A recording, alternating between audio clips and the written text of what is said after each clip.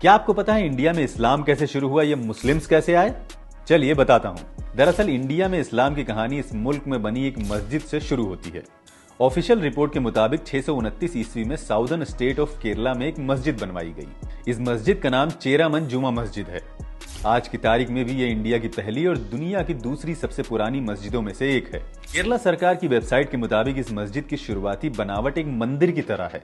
बाद के दिनों में इस मस्जिद में कई बदलाव हुए और कई बार इसका रेनोवेशन करवाया गया। ये मस्जिद कोडंगलूर टाउन के पास है। कोडंगलूर केरल के शहर एर्नाकुलम से करीब 36 किलोमीटर और त्रिशूर से 38 किलोमीटर दूर है। रिपोर्ट्स के मुताबिक इस मस्जिद को चेरामन पेरुमल डायनेस्टी के राजाओं ने बनवाया था। इस डायनेस्टी के राजा चेरामन पेरुमल थे। ऐसे दावे किए जाते हैं कि वो बिजनेस के सिलसिले में अरब के देशों में गए थे। इस दौरान वो अरब में मोहम्मद साहब के विचारों से इन्फ्लुएंस हुए और इसके बाद चेरामन पेरुमल डायनेस्टी के राजाओं ने इसे अपना ट्रेडिशन बना लिया। वो एक समय के बाद राजपाट त्याग कर इस्लाम की शरण में जाते रहे। इस तरह धीरे धीरे उनकी डायनेस्टी कमजोर पड़ने लगी। चेरामन डायनेस्टी के लोगों पे मोहम्मद साहब के थॉट से इन्फ्लुएंस होने का सिलसिला चलता रहा। इसी बीच 1096 ईस्वी में नॉर्थ इंडिया के चोला डायनेस्टी ने साउथ में अपना एक्सपेंड किया और केरल पर हमला कर दिया। इस तरह चेरा और चोला डायनेस्टी के बीच जंग हुई और इस जंग में चेरा डायनेस्टी की बुरी तरह हार हुई और फिर चेरा डायनेस्टी का खात्मा हो गया।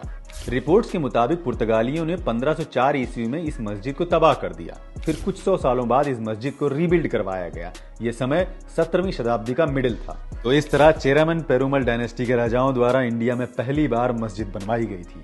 इस्लाम यहीं से शुरू हुआ और फिर यहां से बढ़ते बढ़ते आज इतना बढ़ गया।